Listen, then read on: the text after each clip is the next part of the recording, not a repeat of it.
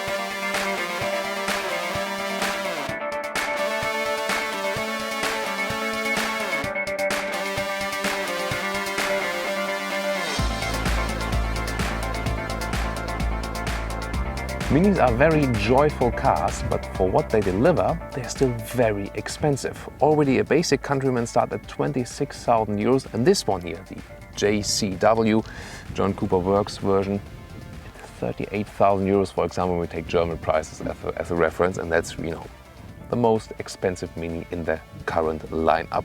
And what you get for this John Cooper Works version, first of all, the lower bumpers are stronger, that you convey a sporty feeling. This one here, the color chili red, also exclusive then, and you got the contrast racing stripes here. I think a very lovely design, and you see they put a lot of heart in certain elements.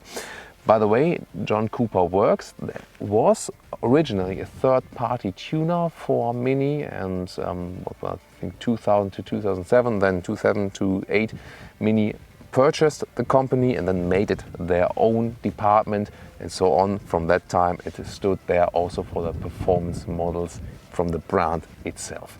Headlights, by the way, standard equipment in the John Cooper Works version with LED technology. 4.30 m or 14'1" is the total length of this vehicle, and yeah, that's bigger than the previous generation. Holger talked about that one in his standard Countryman review. Here the John Cooper Works version comes with bigger rims. You can get 18 or 19 inch. Those ones here are the optional 19 inch rims. Then we also got special design elements, for example here at the side, John Cooper Works, some joyful elements, the All-4 logo that gives you the all-wheel drive, and also a stronger side bumper there in black, and just really like those contrast color scheme they have introduced here. And then more of the layout is, more angular style, but that will leave a lot of room on the inside then, however. What do you think? And now to the rear. By the way, it is on the UKL platform that is shared with BMW, a front-wheel drive platform. This one here, the All-4 all-wheel drive, soon more to that when we drive the car, but also the BMW X1 is actually sharing a lot of parts, also the same engine. It's 30 centimeters longer and also 4,000 euros more expensive in the comparable engine version. It's a very interesting part. Then take a look here with the strong diffuser at the rear part for the JCW version. And if you take a deep look into the exhaust, this dual exhaust here, 2 pipes, then you can see that there's a valve inside, and it is shut sometimes when the engine is cold, that the air inside heats up even better. It's, you know, a very interesting system, and this is also the reason why sometimes in winter you can see, also with some BMW models, that just one exhaust pipe is dirty and the other one not. But if we give it full throttle, then both will blow, of course, and you can hear that in the sound.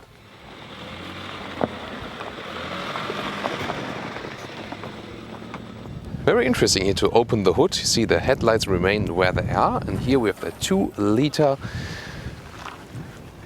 twin turbo engine, 231 horsepower and 6.5 seconds to 100 kilometers an hour or 62 miles an hour. So quite good performance. You can also see the launch control. That was the initial shot there at our beginning on the rear after the introduction. But you could also see how it performs without the launch control in the acceleration in our driving part later on.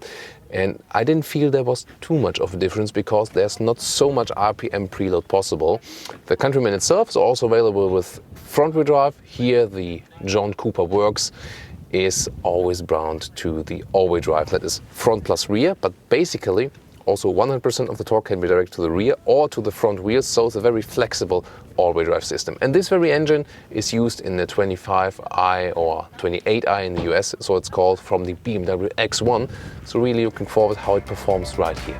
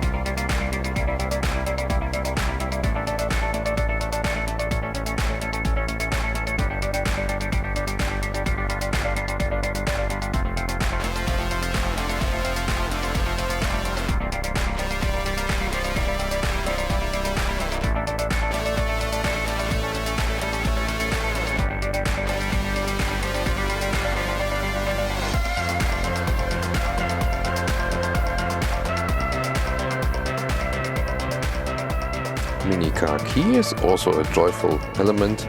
Close it on the mini button, open it right here. Or also with the keyless entry you can click the button here. It's not possible just to do it like this, you have to click the button to open the door then. Door closing sound, solid. And then we got a lot of interesting materials here. A lot of Alcantara is used already on the inside of the doors for the John Cooper Works version with red contour stitches that especially fits to the chilly red exterior color. And then, wow, what an interior, especially for Mini. Look at those seats. They are so my favorite, especially from the visual part. Alcantara on the inside and then leather red and cloth is being used. Perfect surface combination, sporty and also sustainable, and great also in the structure. Also red contour stitches on the inside of the steering wheel, and John Cooper Works logo right there. Just those plastic parts here on the steering wheel, they are a little bit cheap. They don't fit to the rest of the interior, I think. Soon more to the instruments, but one more hint for the seats as well, because they are like this in the performance version here with the integrated head restraint. However, optionally you can also go for the same mix, Alcantara inside and leather red outside, but then with separated head restraints and a little bit more comfort. Those ones here are pretty stiff, the seats, it's pretty hard for the sporty ride, but then you can also get normal sport seats, and I think they will be more comfortable for the long-term run. Animal skin optionally available, but you really do not need it as they have a good offering right here in that version. And again, how lovely they have done this separate elements here also with those, with the rectangles right here. And so I think really good work they've put into that. Also detail, for example, here how the belt holder here is covered, that it doesn't get any scratches to right or left. I like when the manufacturers pay attention to those details. So let's get inside, and of course it's a little bit higher than with other Minis, and that is also the more comfortable seating position. And wow, those sport seats, they are pretty stiff indeed. So for racy driving is really good, and I mean I so love them from the visual part. So I would really have a struggle. Design is really great because they look better than the normal sports seats, but really I think the normal sports seat will have a little bit more comfort. They're not so special then, because you can also get it for other Mini versions. Those ones are exclusively available for the John Cooper Works version, but then again you always have to think about long-term riding comfort. Then the seats have manual control. First of all, it's good for tall drivers that you can lengthen the seating area in the lower part, and then you can pump it up like this. And the interesting thing is that to control the back part of these, you pull this lever here and then you can move. But I mean, again, from BMW or Mini, another solution to do it like this. And I think it's good because if you have those, those turning knobs at the side of the seat, that quite often gets very close to the B pillar of the car, and for example you can scratch your watch while controlling it. So here I think it's even a better solution than this turning knob sometimes here. The B pillar, by the way, you can already see it here from the inside and probably also from the outside, is really thick. I really wonder what it does to the overview when you sit inside and drive the car. We will experience that in the driving part. And the steering wheel, it can be adjusted in all 4 directions. However, the whole speedometer is directly connected to the steering wheel. That's a little bit strange. We see that also in a lot of Nissan cars, for example. So you move it alongside. But on the other hand, then you always have the main speedometer in your line of sight. Welcome to the interior. Let's start the ignition. So we have the map then in there, and also the head-up display is folding out. It's not projected into windscreen, saving a little bit of money. But it's on this separate glass or plastic glass, but still, is a helpful feature for sure. The main element here is this very round gauge, where at the very first Mini generations we had also the speedometer. Now it's reserved for the infotainment. Round speedometer is then right here. I've shown you that it moves alongside with the steering wheel. Soon more details to that. We also have shifting pedals. I will use them when we drive the car later on. And then the GPS in general, you have 6.5 inch. That's would be like this. And then this one here, together with the so-called wired package, comes in with a navigation or GPS system, and is 8.8 inch. Soon more details to that. You can have some hotkeys right here. You can also manually configure. Then you have the temperature control right there. This is very nice because you can see those effects when I turn them. You see, going warmer or colder, then I'm in this blue region.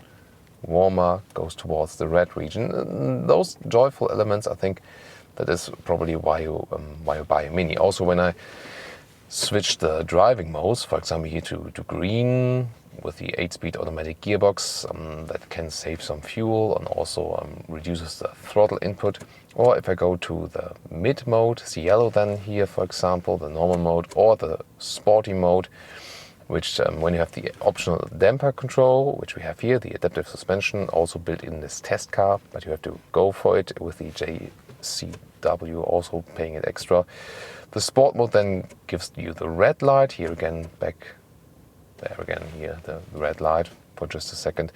I think it's a really good idea to do it like this, and there are also some other spots where we see the ambient light. Other than that, we have this structure right here in the sporty style. It also has a structure when you feel it, by the way, and also the dashboard is from softened plastics. So overall, with the good build quality, they've improved that, especially here in this new Countryman generation.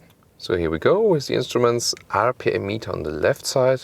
We've seen it also with the launch control, and then there's just a small gauge right there, for example, for the speed or also for the consumption. And fuel is on the right side. So at the moment, 2 dots for the fuel stand is have run out already. The head-up display is not flickering. That's a mismatch of camera frame rate and the head-up display frame rate. And you can see it here how it is projected, for example, the maximum speed and also the current speed into this separate layer there, and helpful that you can remain with your eyesight on the road. So here we go, the infotainment system. You can either control it like in the BMW with the central control knob, which I'm using at the moment in the middle console.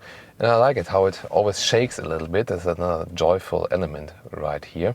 Here you can put, for example, in the system or the vehicle settings, you can for example, also change the height of the head-up display like this. It's a pretty easily done head-up display, and then you can change the height here so that it's also suitable for your driving height. And then we can connect the phone via Bluetooth, for example, would be like this here, mobile devices. You can also check your messages if it's connected with your car, for example, media radio, and then the GPS. Here we go. Let's go to the map. And then you can also use it as a touchscreen. That's very good. BMW is also introducing it more and more. And see, it's a very fluent system. We're on Mallorca here today. And also when you're driving, it's not like the arrow of the car goes like plop, plop, plop. It's really like a smooth transition always. So it really looks like you would have receiving a live feed from the car overall. And then you can zoom in and out again with a central knob. That is basically also possible. And by the way, this is the rear view camera, the PDC on the left side and the camera on the right side. Oh, there's a small scooter that has the same color, also contrast colors, than our chili red Mini Cooper here, or Mini Countryman John Cooper Works. Almost got it with the Cooper, right? So the climate control here again, pretty thick, but it's somehow funny to control it. And then seat heating would be here, and then this is an interesting part to start or stop the engine. It doesn't matter if you use this button up or down, they do the same also for the ESC, putting it off, but usually you just leave it on. But this has this cockpit style with those, with those brakes in between, those round, like boomerang style. And then, for example, I'll turn off the start-stop function, then you can see which kind is deactivated all the time. Here, for example, the PDC also. So I think a very interesting, joyful solution. Then the 8-speed automatic, also a 6-speed manual would be available. You can put it down right here. Then you can also see there's another USB port there. And then when you're in D mode, you can activate the sport mode, normal over the driving selector. And then if you want the gears even to change faster, then you go put it in the left mode, then it's the sport mode, and then the shifting characteristics are changed for the automatic gearbox. However, when I drive the car, I usually prefer, just to use the shifting pedals. Then you can stay in D and then use the shifting pedals to get in lower gear earlier, or then to when you decide to shift up. But this would be the solution if you want more power and not use the shifting pedals at the steering wheel. And there are actually a lot of storage spaces, for example here in the front also, and with adaptive beverage holders. To change the driving mode and also the suspension settings, you go like this here, sport, or then green, or the mid, and you've seen it in the display. And then what it changes and how it feels when driving, we will show you in the driving part. And then this one here would be the knob for the infotainment system if you're not controlling it via the touchscreen. So, and then press to change something. The armrest here can be adjusted in height, so either you go all the way here like this, or then small steps and then it's fixed. Then there can also be the mobile phone put in here. This is, by the way, the BMW charging cover that also is used then for inductive charging. And you can also flip it up and have another storage space in the lower bottom, also with another USB charger. Rear compartment, you can see the door here, it doesn't open too wide. See, so it's not that easy to get in if you're not that flexible, but then again, nice Alcantara indents here on the inside of the doors. And we also have the same seat setup from the surfaces in the rear. That's really beautifully done. Then knee room wise, got like this, so pretty much room left. So I think it's a good result overall, because this car is still not too long. And then headroom wise, also very well done. There's plenty of headroom. 1.86 m or 6'1". So I think this is definitely the most versatile Mini. And you can also move the rear bench 13 centimeters to the front like this to have more luggage space, or move it backwards again, then have the maximum result of legroom. And we have some straps at all seats, and if you pull them, you can, for example, fold the middle part down as a ski hatch. That is possible. But those, you see, there are different positions, so you can also make your seating in the rear more upright. And I can do the same for my seat here. on the other side. So if I want to sit more upright, do it like this, just let it come toward me and then sit more upright. So it's a very good solution. And of course also the solution to flip the seat completely like this. Also here you can then have, you know, this one and this one, or just this one, or all seats flipped at the same time, so very flexible. And two ISOFIX fixations here on the outside of the seats, so everything also ready for your child seats. What about the hatch and the trunk? First of all, it's an electric hatch we have right here. You can open it like this. Second possibility very soon. Then very square dimensions, that is very versatile.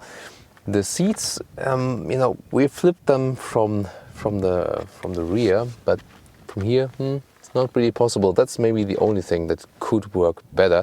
But then again, you couldn't have the strap solution in the front. Also, below this cover here, there's plenty of space left where you can put some more things in, and they maybe also don't slide around that much. So overall, pretty good result and the best usable Mini as for the luggage compartment. Then let's see about child safety. Yeah, that's okay. That's really okay. So reacts totally perfect to that. And then if we close the hatch, there's also another way to open it with that foot mechanism. And sometimes they work, sometimes they don't. And here the trick is, don't put your foot in the middle part, but more a little bit to the right side, like this. Here we go again. There it is. Well, it is really the right part that is definitely better. Let's see if we can close it again. Also here. Well, and the thing is also with this mechanism, sometimes you stand here and have, for example, your foot here, and then the trunk starts to close suddenly. So this is another disadvantage of this system. Yeah, here we go again. So I think it is at I think 80%. Sometimes we have cars which, you know, which work flawless, and you know, then we always get feedback. Some write, you know, it's working for me all the time, and others say it's never working for me. I feel the same way. So maybe it also depends from car to car. I don't know, but I'm really not a fan of those systems. The best system I've seen in the Hyundai Tucson, where you just stand with the key right here and then the trunk automatically opens, because when you have something in your hand, maybe you also don't want to do something with the foot. So, but I mean, are you a fan of these systems? Then put it in the comments.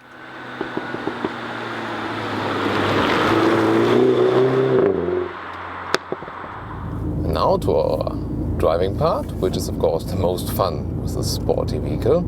We start in a normal mode. Curvy roads of the Serra de Tramontana, one of my favorite landscape spots on Mallorca. And you can really drive very well here. And you see we got a little bit of rain, but it's good because we can better test the all-wheel drive then, and also see how much grip this car really has. You can see you can also put your thumbs here on the steering wheel on the thickened part, but you can also put it right in there when you're not going off-road. When you're going off-road, it's really better here. Here on the road, I can really choose. A compact steering wheel with direct steering characteristic. And you can see when I'm going in slalom style here, it's really, they still kept the go-kart feeling also for the Countryman, especially here in this JCW version, because we got the special sports suspension for that one. And in the normal mode, you see those 231 horsepower. You know, they are rather calm. The exhaust sound is, you know, don't hear it too much. You can always shift down or up, for example, here also with the manual shifting levers, and then bring it down. And this special exhaust we have there, of course, gives us even more sound. So the visibility to the front is very good. We have a rather steep window angle. Just to the visibility to the back, we have the B pillar. That one is limited, definitely. So, and to the rear, I think it's quite good. Also to the rear window. So the B pillar is really the problem. Other than that, it's really perfectly fine. So, and then let's go to the sport mode, and the sport mode, and not only the illumination here changes to red, you also hear that the exhaust sound is turned up. So far we can score consumption below 10 liters on 100 kilometers. That is when you really drive calmly. I'm not sure if that will be possible still right now. By the way, I'm also seeing the speed in the head-up display. You can't see it really on camera, but that's in the small plastic window right there. So in the sport mode, so here, exhaust sound is turned up, and for example, it's helpful when I want to overtake someone, then I get more power, and the acceleration comes way earlier. Of course, you can always help if you shift down with the pedal yourself, especially when, for example, the car is kept in a lower gear. It can make sense when you then shift a gear down before. Like here now, for example, in second gear, because I'm now actually waiting here. Yeah, it's leading me through. Saying thank you with the indicators. So, and you also heard it when I'm shifting up, especially. Then we get this blob from the exhaust. So here now, I'm shifting down myself. Oh, this car is really sporty now. Blob. Wow, and then when I'm using this shifting maneuvers myself, it's really hammering in the gears. Wow, you really feel them. And in the sport mode, of course, you want to have it.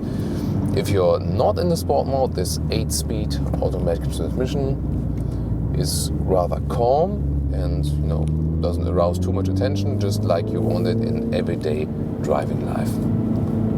But here, really a lot of fun. They managed to keep the go-kart feeling also for the Countryman. And in the John Cooper Works version, I mean, the suspension is not too stiff that you would say, I really don't like it at all in city driving. But here on the countryside, also with quite well done roads, it really helps us even more in sporty riding. By the way, at 100 kilometers an hour now, sound insulation is pretty good actually, so it's not getting any loud in here. I don't have to raise my voice, so very positive about that.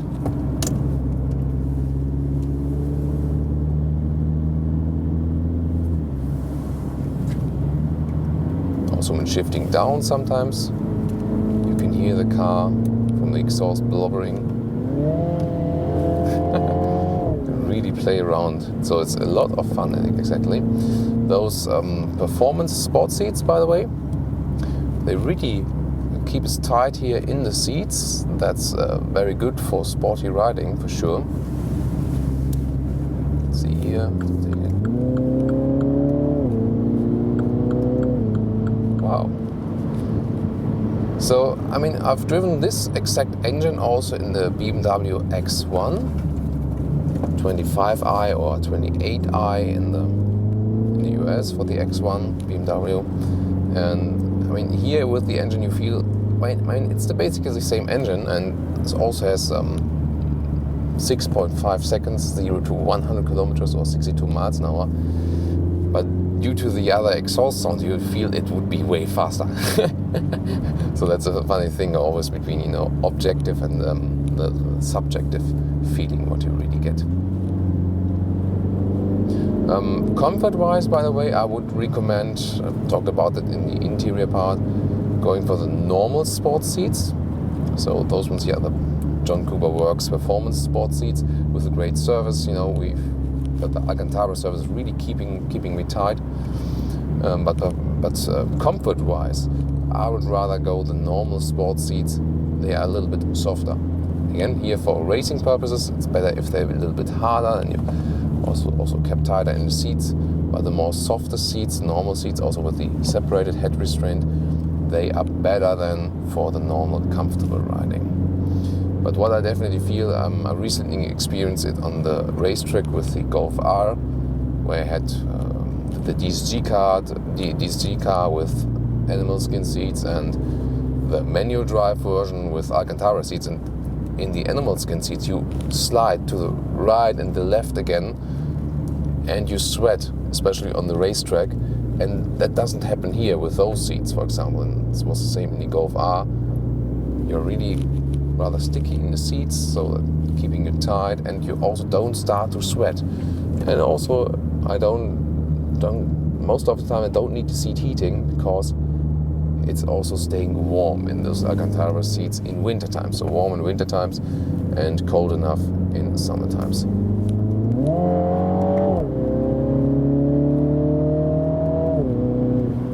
So you see, overtaking maneuvers are no problem here. So great performance from that engine.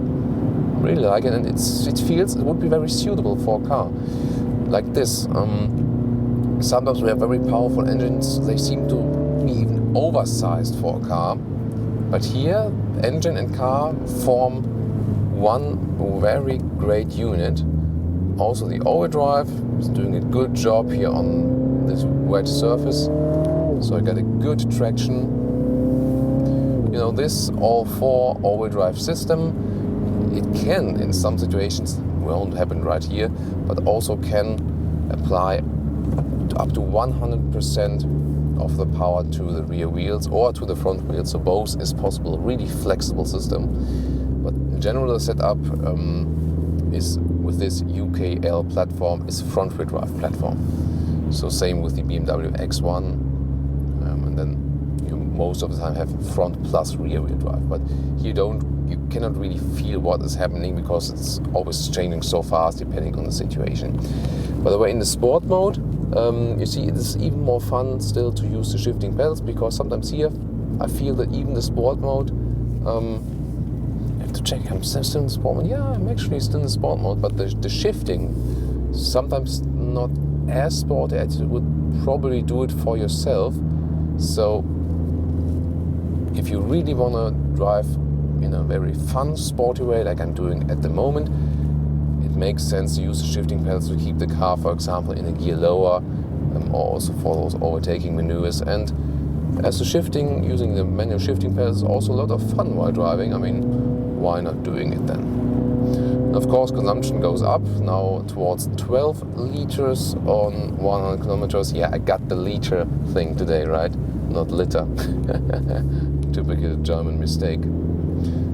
But as I said, you can drive it just below 10 liters if you want to drive more fuel saving, for example. So that is basically possible. Such a beautiful landscape here. That is really wonderful with those rocks and the Mediterranean plants and stuff. Oh, a tunnel. I think we overtaken right here is the safest spot.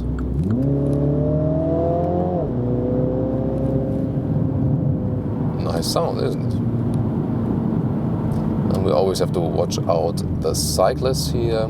Always check the crossing traffic and stuff, because I want to keep as much distance to the cyclist as possible. Sometimes, go by wind, go left or right, something like that. Then you really have to pay attention. And I'm a cyclist myself, so I know that when some car drivers are driving too close, that's really, really dangerous. Here now a straight line, so let's decelerate a little bit to show you some more of the acceleration. So maybe we can even do something from standstill in the sport mode just for a short while. Handling the brakes, throttle, and let's go.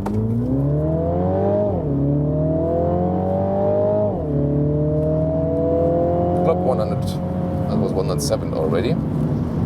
So that was the 0 to 100 function now.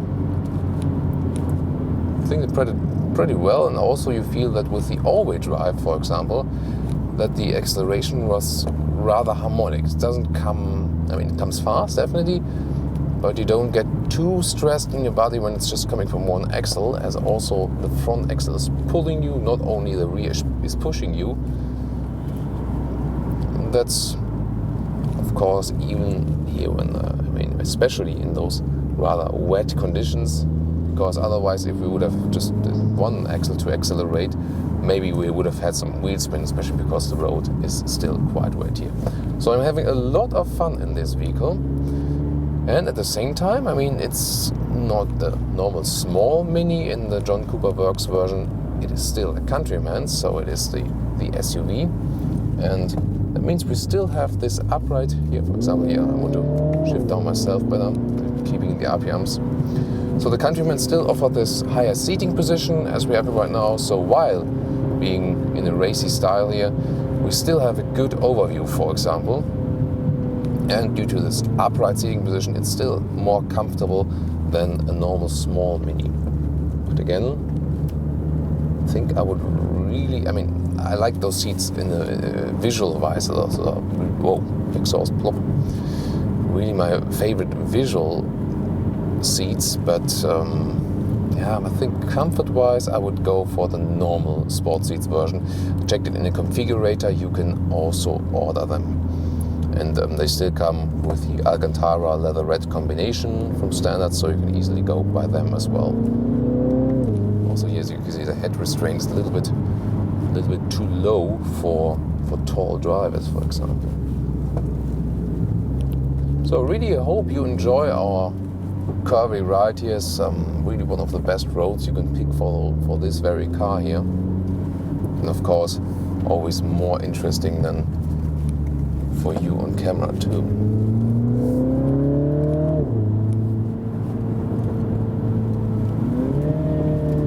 Yeah, and this all possible with a 2-liter engine still.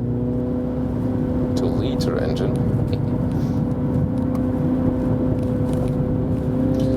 So final remarks, probably comparing it to the X1, especially driving wise, it's really a way different car. So even if they share the platform, and in this John Cooper Works version it comes close price wise also to the 25i or 28i, but they drive way different. This one really feels and is a smaller car.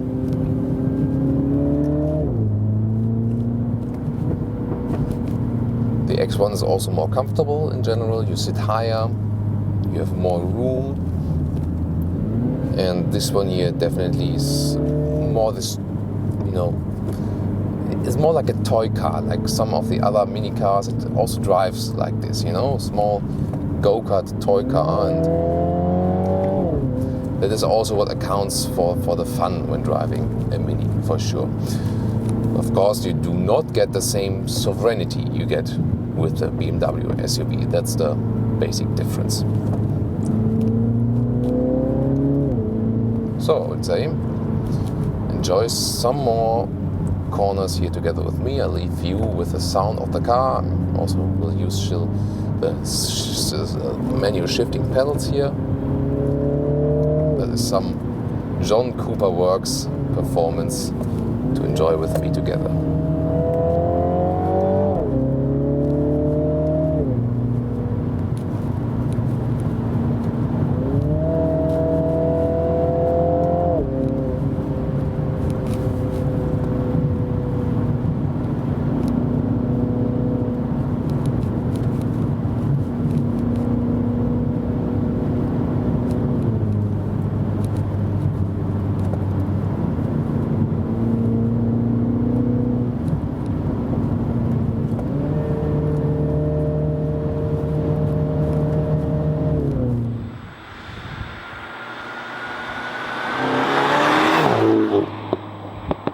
Now to our conclusion for today.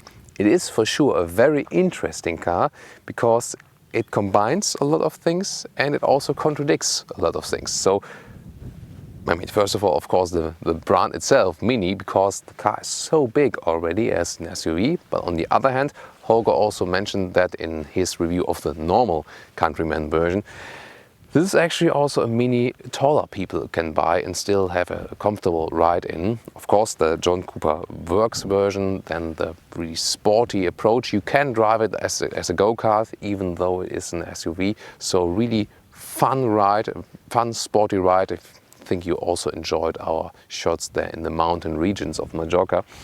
And also very powerful. This engine is more than enough for this very engine. You also seen the power of the launch control, for example. So I really had a lot of fun.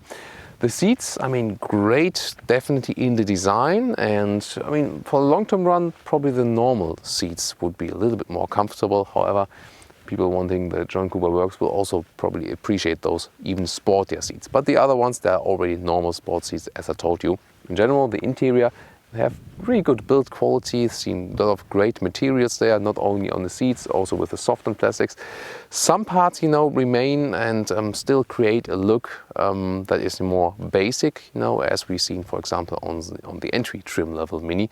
But there's also then a difference, because this car also still wants to convey a feeling of being really joyful. And for example, they also manage that due to the LED lighting in the interior when you switch the driving modes and so on.